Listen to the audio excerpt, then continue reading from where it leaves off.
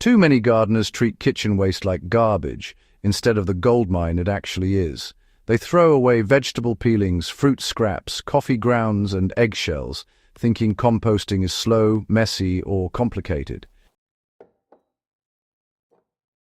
The reality is, if you manage your scraps properly, you can create nutrient-dense compost that transforms your garden soil, improves water retention, and drastically reduces the need for synthetic fertilizers. I'll show you how to do it efficiently for backyard gardens, raised beds, and even hydroponic setups. By the way, if you want to track your compost's progress like a pro, I use the RioTemp heavy-duty compost thermometer in all my piles. It's linked in the description. Seriously, it's a game changer. If you're watching this channel for practical, results-driven gardening advice, make sure to subscribe now so you don't miss the hands-on tips coming up.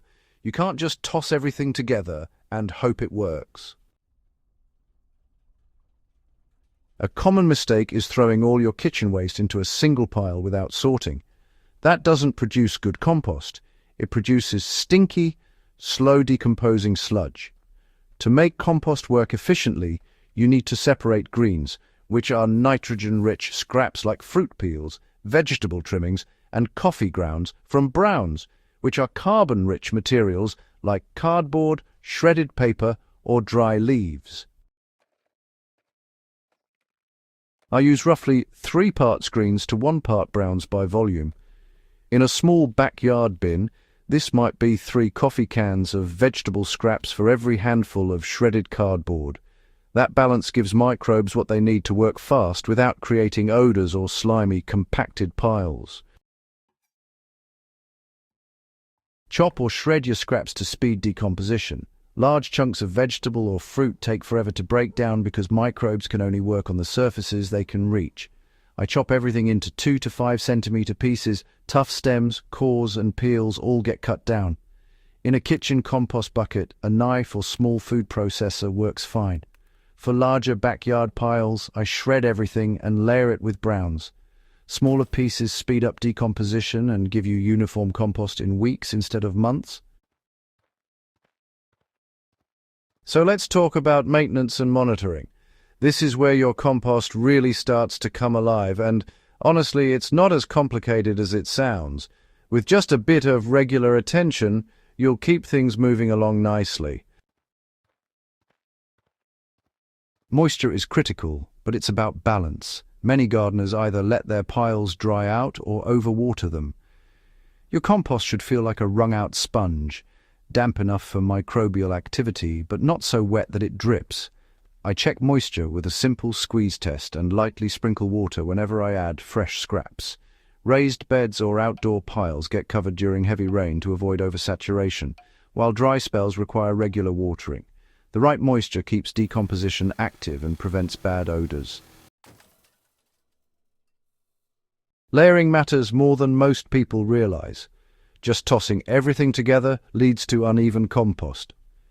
I layer my piles, a 5 centimeter base of browns, 5 to 10 centimeters of kitchen scraps, then another thin layer of browns. Repeat until full. This improves airflow, prevents compacting, and balances carbon and nitrogen throughout. For raised beds, I sometimes add a thin layer of soil between layers to introduce active microbes. It's not mandatory, but it significantly speeds up the process.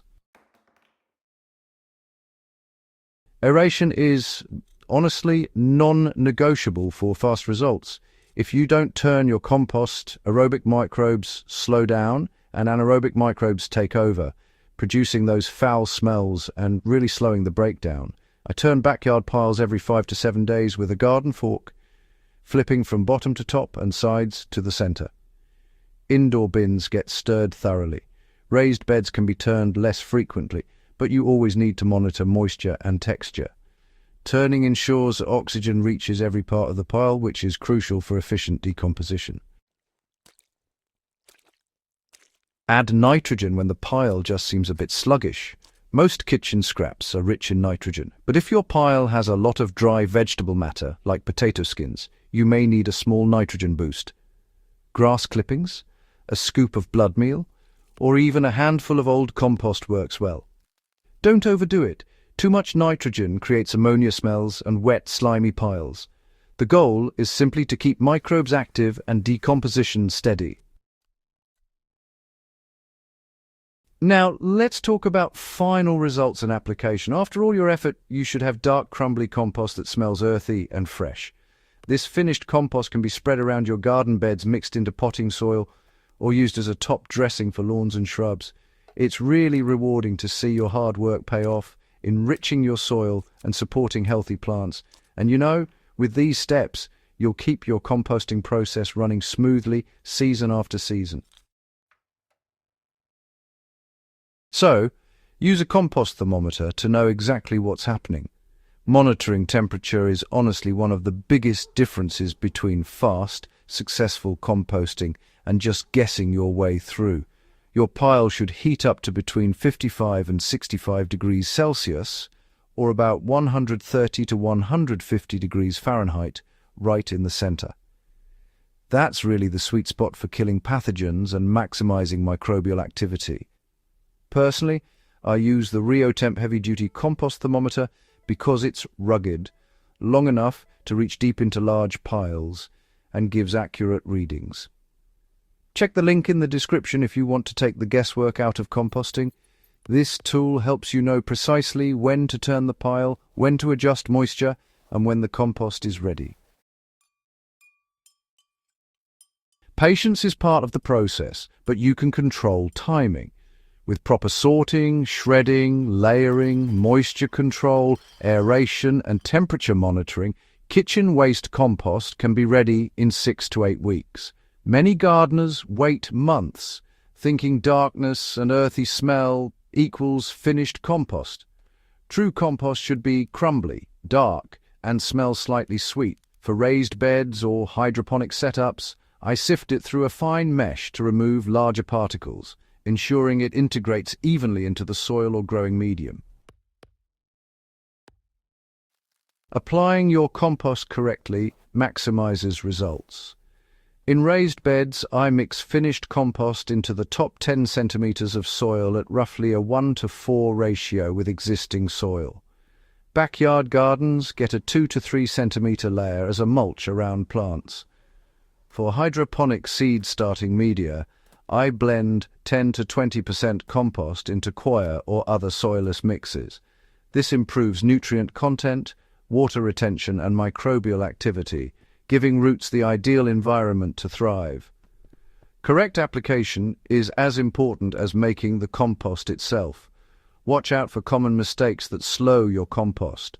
If your pile smells sour or like ammonia, it usually has too much nitrogen or insufficient aeration. Turn the pile, add browns, and check moisture. If decomposition is slow, chop large pieces finer and add moisture to dry pockets. Cover piles during heavy rain to prevent waterlogging, and during dry spells, water lightly to keep microbes active. Consistency and attention are far more important than fancy additives or expensive gimmicks. Investing in a compost thermometer is worth it. I cannot stress enough how much the RioTemp heavy-duty compost thermometer simplifies life for serious gardeners. It gives precise readings in large piles, helps prevent anaerobic problems, and ensures your compost is ready when you need it. I use it daily in backyard bins and raised beds alike, and it's rugged enough to last for years. The link is in the description, and for anyone serious about results, it's an indispensable tool. Bringing it all together, sort greens and browns properly, chop or shred scraps, maintain moisture, layer for airflow, turn regularly, and monitor temperature. Add a small nitrogen boost if needed. Cover the pile to protect it from extremes, and within 6 to 8 weeks, you'll have nutrient-rich compost that improves soil structure, water retention, and plant health across all types of gardens.